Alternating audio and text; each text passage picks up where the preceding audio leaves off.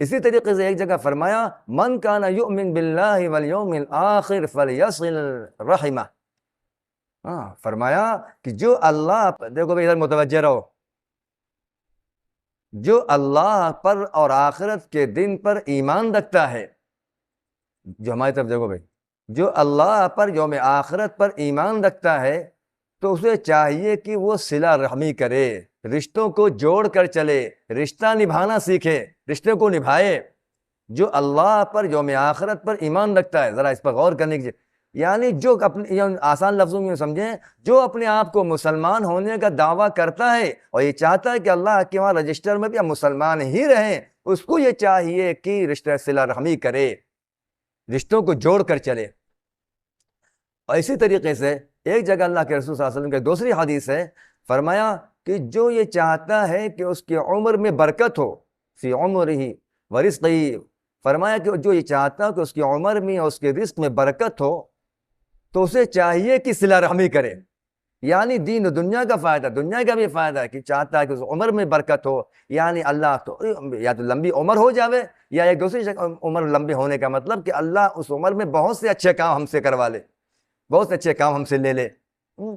تو فرمایا کہ جو یہ چاہتا ہو کہ اس کی عمر میں برکت ہو اور اس کی روزی میں بھی برکت ہو جائے اور برکت کے دہانے اللہ روزی میں کھول دے، تو اس کو چاہیے کہ صلہ رحمی کرے. اسی طریقے سے ایک موقع پہ اللہ کے رسول صلی اللہ علیہ وسلم فرمائے اتقوا اللہ فی الارحام، رشتہ داروں کے بارے میں اللہ سے ڈرو، رشتہ داروں کے بارے میں اللہ سے ڈرو.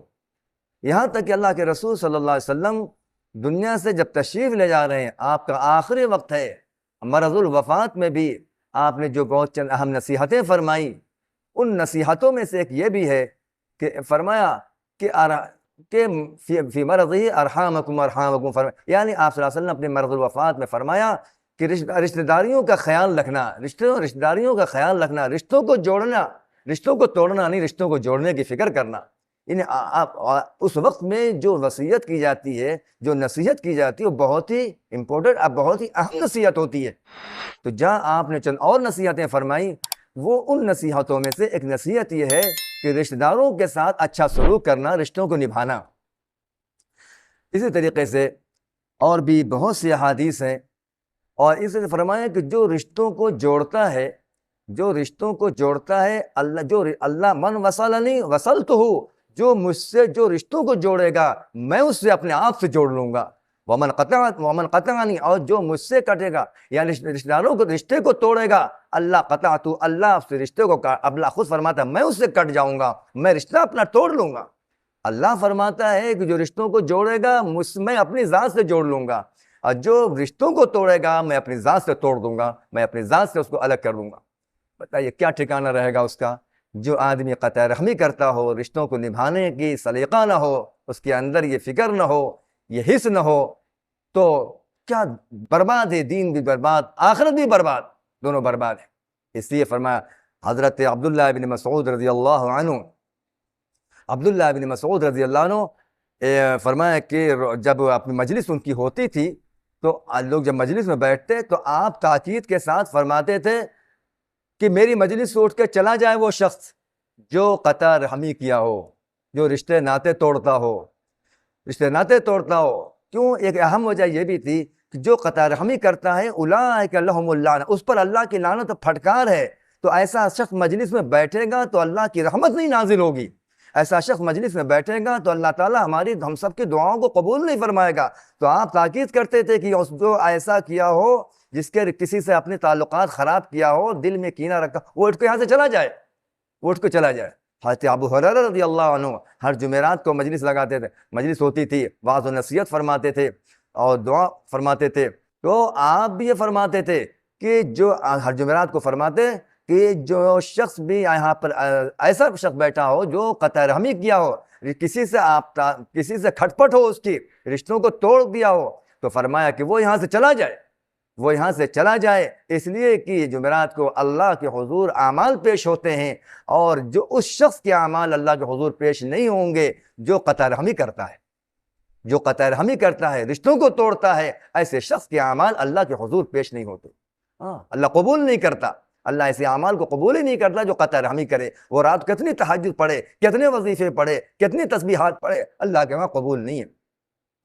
اسی طریقے سے فرمایا کہ آپ غور کریں کہ رشتہ داری کی کتنی اہمیت ہے. اور چنانچہ حضرت سورہ نور کے اندر وہ آیات موجود ہیں, یعنی حضرت ابوبکر صدیق رضی اللہ عنہ کی صاحبزادی اور ہم سب کی روحانی ماں حضرت عائشہ صدیقہ رضی اللہ عنہ پر جب چند منافقین نے, یہودیوں اور منافقین نے تہمت لگائی, ان کی عزت پر دھبا لگانے کی کوشش کیا, اور تو لیکن منافقین جو ہوتے چونکہ بظاہر تو مسلمان تھے, تو بظاہر وہ مسلمان بن کے تہمت لگا رہے تھے, لیکن حقیقت میں وہ کافر تھے, منافق تھے, یہودی تھے.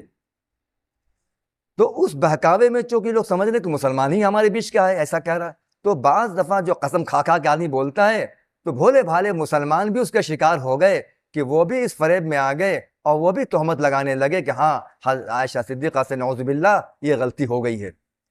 تو سوچئے کہ حضرت ابوبکر صدیق رضی اللہ عنہ کی صاحبزادی پر تہمت لگائی جا رہی ہے, اس باپ پر کیا گزرے گی جس کی بیٹی پر اس کی عزت پر تہمت لگائی جائے, بٹا لگایا جائے, دھبا لگایا جائے, اور ایسی جلیل القدر شخصیت. آپ کو یہ فکر کہ میری بیٹی تو بیٹی محمد رسول اللہ صلی اللہ علیہ وسلم کی نکاح میں ہے, کیا بنے گا خدا خواستہ. اس اعتبار سے آپ پر جو مصیبت کا پہاڑ ٹوٹ رہا ہوتا, آپ کے دل پر کیا گزر رہی ہوگی, اس کا ہم اور آپ اندازہ نہیں کر سکتے.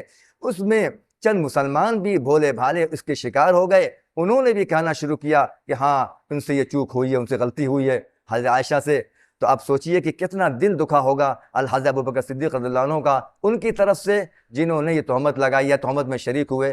تو ان تہمت لگانے والوں میں جو بھولے بھالے مسلمان شریک ہوئے تھے, ان میں سے ایک کا نام, چند مسلمان تھے, چند ہی تھے, ان کا نام تھا مستح بن اساسہ تھا. اور یہ حضرت ابوبکر صدیق رضی اللہ عنہ کے رشتہ دار بھی تھے لیکن غریب تھے. تو غربت کی وجہ سے حضرت ابوبکر صدیق رضی اللہ عنہ ان کی وقتاً فوقتاً مدد کرتے رہتے تھے, ان کے خرچے وغیرہ برداشت کرتے تھے, ان کی مدد کرتے رہتے تھے ہر طریقے سے. اپنے بھتیجے تھے یا بھانجے تھے حضرت مستح رضی اللہ عنہ. تو جب اللہ پاک نے قرآن پاک میں سورہ نور کے دو رکوع اللہ نے نازل کیا حضرت عائشہ صدیقہ رضی اللہ عنہ کی برات و پاکیزگی میں, اللہ خود گواہی دیا قرآن میں, اور قیامت تک کے لیے اللہ پاک نے محفوظ کر دیا. یعنی بعضوں کی گواہی اللہ نے حضرت یوسف علیہ السلام سے, حضرت یوسف علیہ السلام کی پاکیزگی کی گواہی اللہ نے دودھ پیتے بچے سے دلوائی. کہ دودھ پیتا بچہ بول اٹھا کہ حضرت یوسف رضی اللہ عنہ, یوسف علیہ السلام پاک ہیں, یہ تہمت غلط ہے. زلیخا جھوٹی ہیں اور حضرت یوسف علیہ السلام پاک ہیں. تو اللہ نے گواہی دلوایا یوسف علیہ السلام کے حق میں ایک دودھ پیتے بچے سے. لیکن حضرت عائشہ صدیقہ رضی اللہ عنہا کی گواہی کا جب دینا ہوا, اللہ نے خود گواہی دیا قرآن میں, اللہ نے خود گواہی نازل کیا, اور دو رکوع مستقل بیان کیا اللہ پاک نے حضرت عائشہ صدیقہ رضی اللہ عنہ کے تعلق سے. یہ ان کے مقام و بزرگی کا بھی پتہ چلتا ہے. بہرحال تو جب اللہ نے برات نازل کیا, ان کی پاکیزگی کا اعلان فرمایا, تو اس وقت حضرت ابوبکر صدیق رضی اللہ عنہ جو دل تو دکھا ہوا تھا, اب بات سامنے آ گئی. تو انہوں نے کہ دیکھو یہ وہ لوگ ہیں جنہوں نے میری بیٹی پہ تہمت لگایا تھا. تو حضرت مستح جو ان کے بھانجے یا بھتیجے ہوتے تھے, سوچا دیکھو یہ ہمارا رشتہ دار ہے, اور اس کے ساتھ ہم نے اتنا ہم نے سلوک کیا, اتنے سال اس کے ساتھ ہم نے اتنا خرچ کیا, اس کے اوپر کام, اس پر احسانات ہمارے اس کے اوپر ہیں, تب اس کا بھی خیال نہیں کیا اس نے. تو ان کا دل اور دکھا. ظاہر بات ہے, انسان ہے, متاثر ہوتا ہے. تو ان کا دل اور دکھا, اور اس دل دکھے کی اس درد دل کی حال میں ان کی زبان سے, جذبات میں یہ جملہ نکل گیا کہ آج سے میں مستح پر اب احسان نہیں کروں گا. یہ نہیں کہا میں ظلم کروں گا, میں انتقام لوں گا, میں بدلہ لوں گا, یہ سب نہیں کہا. اتنا کہا کہ میں آج سے احسان نہیں کروں گا, جو کرتا تھا اب نہیں کروں گا. سوچئے اتنا کہا انہوں. اللہ تعالیٰ نے انہی دو رکوع کے اندر, انہی رکوع میں, انہی سورہ نور کے اندر ہی اللہ نے آیت نازل فرما دیا, وَلَا يَأْتَلِ أُولُو الْفَضْلِ مِنْكُمْ وَالسَّعَةِ. فوراً اللہ نے آیت نازل فرمائی, وَلَا يَأْتَلِ أُولُو الْفَضْلِ مِنْكُمْ وَالسَّعَةِ أَنْ يُؤْتُوا أُولِي الْقُرْبَى وَالْمَسَاكِينِ وَالْمُهَاجِرِينَ فِي سَبِيلِ اللَّهِ وَلْيَعْفُوا وَلْيَصْفَحُوا أَلَا تُحِبُّونَ أَنْ يَغْفِرَ اللَّهُ لَكُمْ وَهُوَ أَرْحَمُ الرَّاحِمِينَ. کہ اولو الفضل یعنی بزرگی والے مال والے اور بزرگی والے نیک لوگ صالح لوگ اور ایسے لوگ ان باتوں پر قسم نہیں کھایا کرتے کہ وہ رشتہ داروں پر خرچ نہیں کریں گے. ان باتوں پہ اچھے لوگ ایسی باتوں پہ قسم نہیں کھایا کرتے کہ ہم رشتہ داروں پہ خرچ نہیں کریں گے. ایوں تو اولی قربا کہ رشتہ داروں پہ نہیں دیں گے اس بات پہ قسم نہیں کھاتے, یا مسکین پہ نہیں دیں گے, مہاجرین پہ خرچ نہیں کریں گے. ان باتوں پر اچھے لوگ نیک لوگ بزرگ لوگ مال والے ایسے لوگ ایسی باتوں پہ قسم نہیں کھاتے. پھر آگے اللہ نے فرمایا الا تحبون, کیا تم پسند نہیں کرتے کہ اللہ تمہارے گناہوں کو معاف کر دے؟ تو یہ حضرت ابوبکر صدیق رضی اللہ عنہ جب یہ آیت سنا کہ آیت نازل ہو گئی اللہ کی طرف سے, اور اس میں اللہ نے فرمایا الا تحبون, آخر میں فرمایا کیا تم پسند نہیں کرتے اللہ تمہارے گناہ کو معاف کر دے؟ حضرت ابوبکر صدیق رضی اللہ عنہ پریشان ہو گئے, کہا کیوں نہیں, بھلا بھلا کیوں نہیں, ہم چاہتے ہیں کہ اللہ ہمارے گناہ معاف کر دے. اور فوراً سجدے میں گر گئے اور اللہ سے روئے گڑ گڑائے, اللہ مجھے معاف فرما دے. اور اس کے بعد سے اپنی جو قسم کا ہے اس کا انہوں نے کفارہ بھی ادا کیا, اور پھر حضرت مصطح کے ساتھ پہلے جتنا خرچ کرتے تو اس کا ڈبل خرچ کرنا شروع کر دیا. یہی نہیں کہ اتنا ہی کر رہے ہیں کہ چلو بھائی اب تو اللہ کی طرف سے بات آئی لیکن دل تو دکھایا برداشت کرنا, نہیں, ایسے رہنے لگے جیسے اور بھی زیادہ حضرت مصطح کو چاہنے لگے, اور بھی زیادہ محبت دینے لگے. کیوں کہ اللہ کا حکم آ گیا, کہ اللہ نے مغفرت کا وعدہ اس پر فرمایا ہے, اللہ نے منع کیا ہے, اور جو صلہ رحمی کرے اس پر مغفرت کا وعدہ اللہ نے کیا. کہا نہیں, تو پھر پہلے سے ڈبل دینے لگے اور پہلے زیادہ ان سے محبت کرنے لگے. کیا جذبات تھے ان لوگوں کے. آج ہم ذرا دیکھیں اپنے آپ کو ٹٹولیں, ذرا سا کسی کو شکوہ شکایت ہو گیا, ذرا سا بھائی نے کچھ کہہ دیا, بول چال بند, آنا جانا بند. بہن نے کبھی کوئی بات ہو گئی کہہ دیا, انسان غلطی ہو بھی جائے, اگر واقعتاً غلطی کر بھی دیا تو اب مہینوں بند, سالوں بند, رمضان نکل گیا, حالانکہ رمضان اللہ مغفرت نہیں کرتا ایسے لوگوں کی. حالانکہ اللہ کے رسول صلی اللہ علیہ وسلم نے فرمایا 3 دن جن کا اس حال میں گزر جائے کہ چھوٹ چھٹاؤ رکھے اپنے مسلمان بھائی سے, بھائی بہن تو ابھی بات کی بات ہے, مسلمان بھائی سے, تو اور اس حال میں مر گیا تو سیدھا جہنم میں جائے گا, سیدھا جہنم میں جائے گا. کتنا فکر کرنے کی ضرورت, اپنے دل کو پاک رکھا جائے گندگیوں سے,